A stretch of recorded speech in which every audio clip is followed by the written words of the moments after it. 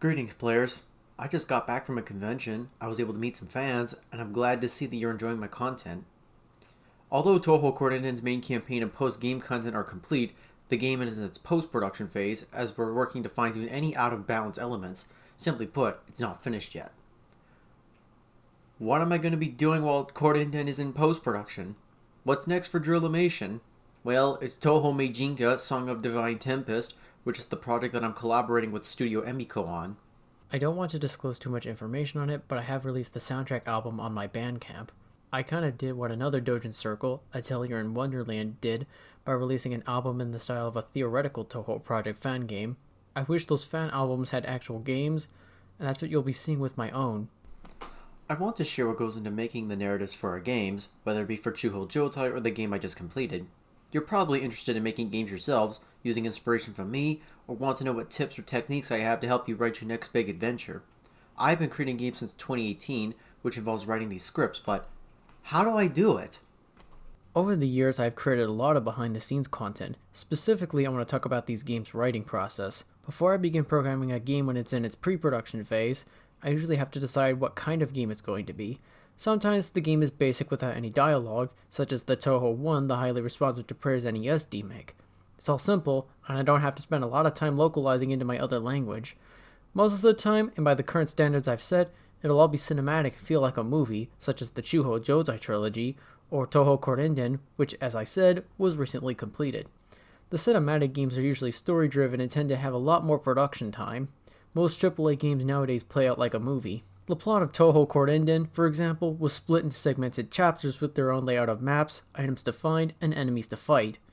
Role-playing games are considered one of the most resource-intensive games. Because of this, Touhou Kourinden's development lasted a year and required thousands of sprites to be imported, many songs to be composed and recorded, and a lot of text which I also localized.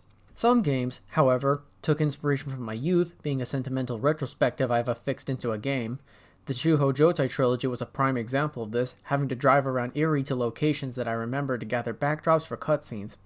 I even uploaded some of them to Google Maps as contributions, with some of them being famous for being featured in Chuhou Joutai. The next game from Drillimation is a co-op title involving talent from people other than me. Although the Chuhou Joutai trilogy and the Phantasmagoria of Dimensional Dreams NES remake have support for 2 players, they were all developed by a single person, with that person being me.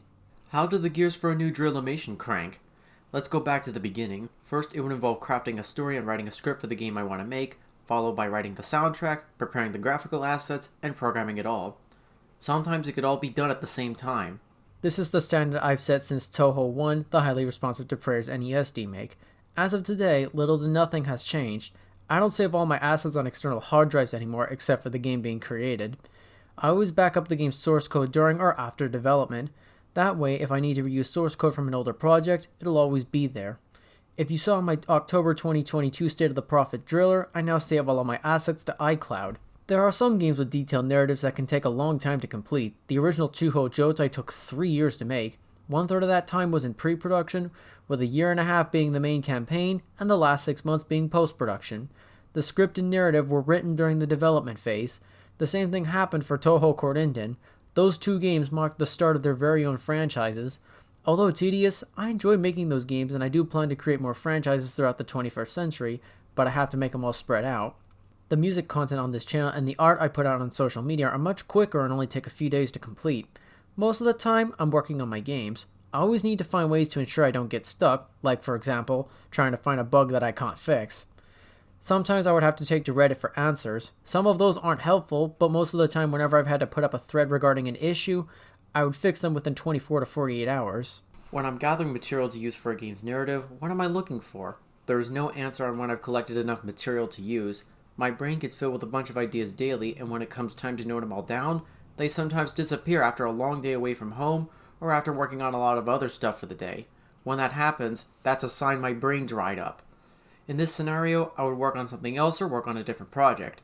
Those ideas could come back whenever I'm not home, in the shower, or asleep, eventually motivating me to go back with a fresh mind. What do I do after gathering enough material? That material would form the basis for the script of the game as a whole. Touhou Kourinden is comprised of so much material that the complete screenplay is over 200 pages long, roughly 2 to 3 times the length of the average Hollywood movie. The material would also construct the story structure, dictating a certain path I need to follow. A plot consists of an exposition, the conflict that sets the plot in motion, the rising actions the player must do to resolve it, the climax, which is usually the confrontation with the game's main villain, and the resolution after the player defeats the villain. You can beat any Chuhou Joutai game in under an hour, but Touhou Kourinden will likely take 12 hours. After the script is done, next comes the soundtrack. For the soundtrack album, I composed it all in under 2 weeks. The graphics take a lot longer. If I do it all before the programming, it gives me a big head start. This happened on multiple occasions, including the NES remakes of Highly Responsive to Prayers and Mystic Square. When you write a game narrative, you'll need to think of your intentions. Does the plot twist a childhood memory of yours, be informative such as describing a particular theme or culture, or flat out be humorous in the end? I essentially do all of the above. If you intend to expose players to cultures or civilizations they haven't explored or experienced, it's like walking them through your lifestyle. You'll have to highlight specific parts of that culture. A big challenge is deciding how much you want to tell in detail. I want to gather as much information to set up the plot for the next game. I don't want to sound like a college professor by explaining stuff in broad detail. Sometimes it is worth explaining the character's weapons and abilities. When I was creating the first Chuhou Joutai, I had to explain the player character's backstories and abilities in detail. That's where it comes in handy. Most of the time, I take inspiration from other works to motivate myself. To avoid causing copyright conflicts, I don't usually credit the inspiration of that particular segment. As a way of linking one world to another, I like throwing in references to popular culture, as long as it doesn't negatively affect the original product. When you're writing a narrative, it is easy to forget that you're writing for a game. Sometimes it's intended to be read or heard. Words are meant to complement your game's feeling. Sometimes the first draft of a cutscene is very wordy. I wrote this whole video out, making it much longer than previous State of the Prophet drillers. If it wasn't a live stream format, I would stutter and flub a lot. It takes a lot of time and practice to write something and feel like I'm talking. Before a cutscene goes into a game, I always go over it and ensure it makes sense. As a benefit, I'm the screenwriter and programmer. Before I start programming, I always make a plan. Ever since the Touhou 2, the Story of Eastern Wonderland NES remake, I put all the lines in INI files for easy localization. Because I am surrounded in a circle of Japanese culture, there will always be words or names that Western players may have difficulty pronouncing. All of my games have Japanese names for characters such as Susumu Takajima or Kagami Ochiai of Chuhou Joutai, or Reimu Hakude or Marisa Kirisame of Touhou Project.